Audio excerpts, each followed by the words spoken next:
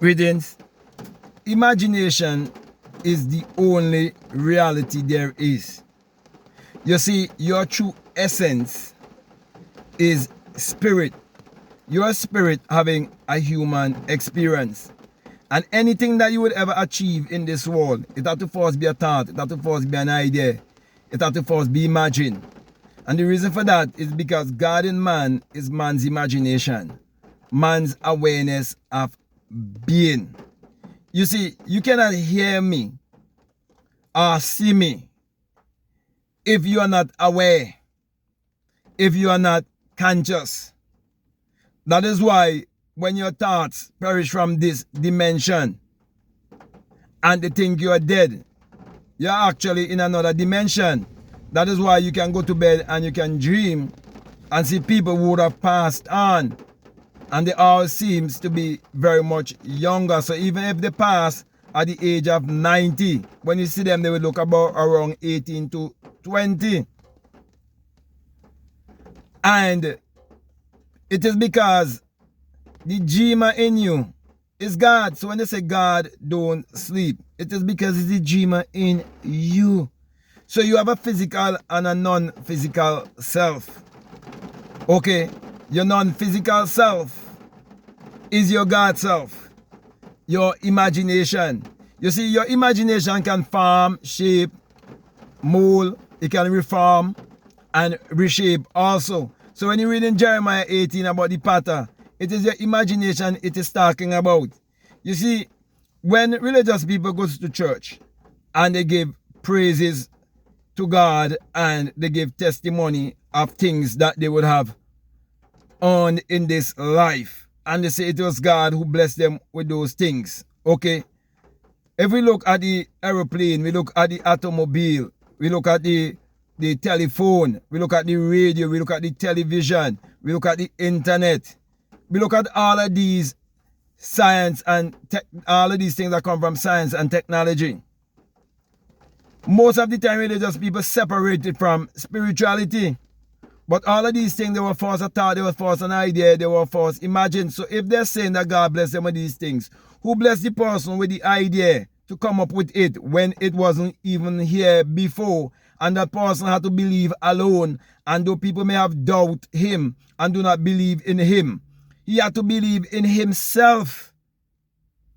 He had to operate with faith. So faith comes from really knowing, having a true knowledge of self and having a knowledge of the universe and having a knowledge of how the mind works and how the mind and the universe must be connected. So my brothers and my sisters, anything that you would like to achieve in this world, you will have to use your imagination and get into the feeling that your wish is already a hard and objective fact. And once you can do that and you remain faithful to believing in your higher self, I guarantee you that what you desire will be manifested in this three-dimensional physical world. So you want anything in this world, learn to use your imagination and it would become a reality. Learn to practice visualization. Learn to practice meditation to calm your mind down. Practice affirmation every day. You see, whatever you impress upon your subconscious mind, which is your subconscious mind, is that invisible part of you, your non-physical self. Whatever you impress upon your subconscious mind will give back to you. Because your subconscious mind do not know good or evil. It do not know a lie from a truth. You see, nothing is actually good or evil, just thinking make it so. But most people do not realize it. That's why even the Bible said that I am God and there's none. I kill and I make alive, I wound and I heal. Deuteronomy 30-39. And Isaiah 45 says, from verses 5 to 7, I am the one who create the darkness and I'm the one who create the light. I create good and I create evil. I am God and there's no other. You could never say I am and not referring to yourself. That is why They don't want you to accept your God self, your higher self. They don't want you to know that you're God in flesh. They don't want you to know that you can create your reality consciously. You can become a conscious creator. You can become a deliberate creator. But you have to practice self-discipline and self-mastery. Because you have to believe that imagination what creates reality, and use your imagination daily, morning, noon, and night. Everything that we depend upon for survival on this planet, it has to first be a thought, it has to first be an idea, it has to first be imagined, it has to be first in someone's mind. So everything is created twice. First in the mind, which is first in the inner wall, the invisible.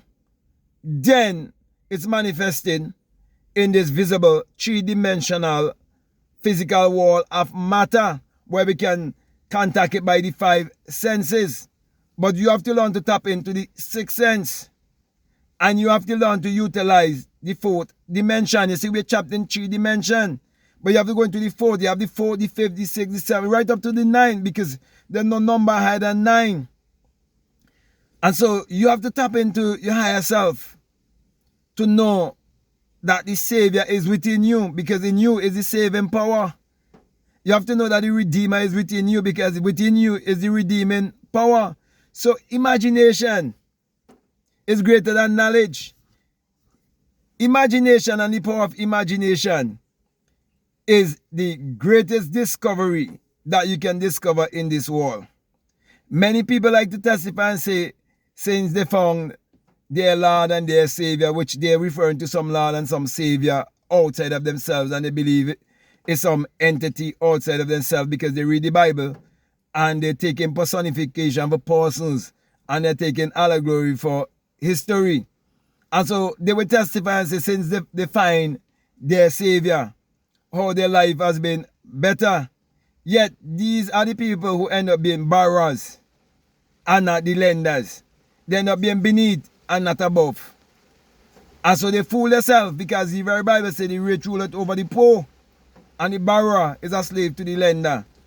And to be poor is to have a poverty of imagination, lack of imagination. So all poor people who are poor and miserable, it is because they do not know the power of their imagination, which means they do not know who they are. So they're living in ignorance.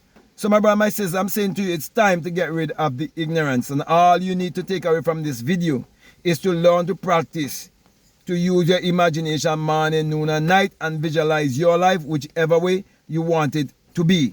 That is the key right there. I'm not giving you anything and telling you to believe this or to believe that. I'm telling you, put this thing to work. Exercise your mind, and you will see that there's only power. There's only one power, which is mind power. And you can use that mind power to hurt, or you can use it to heal. And your mind power is actually your God power.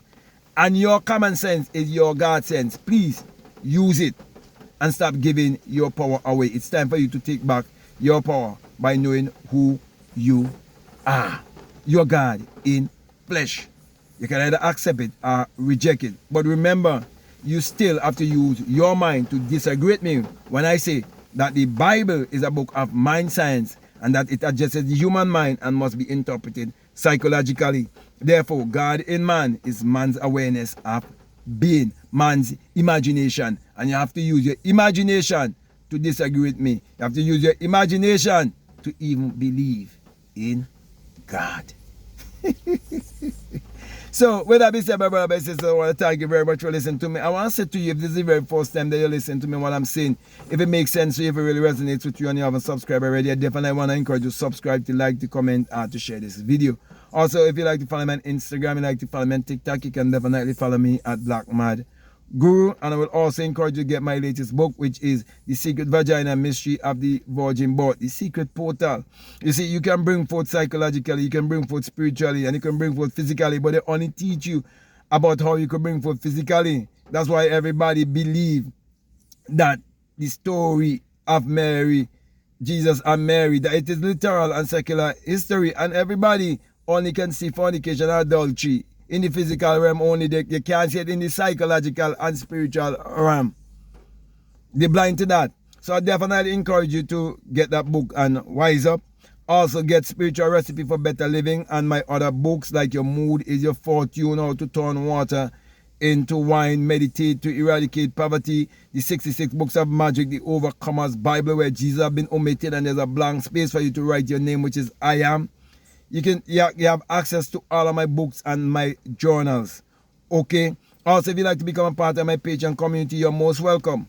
However, for those who are donating $20 or more, I have a course that is called the Inner Sun Science and Technology to Create Your Reality Consciously. And along with that is a bonus course on self-concept. So you can definitely listen to all of those videos to help you to expand and grow in your spiritual journey. So my last encouragement to you is to make sure that you check out all of the links that are down below and let your intuition lead you and guide you into what to do. So with that being said, I just want to say peace, love you all, I'm out.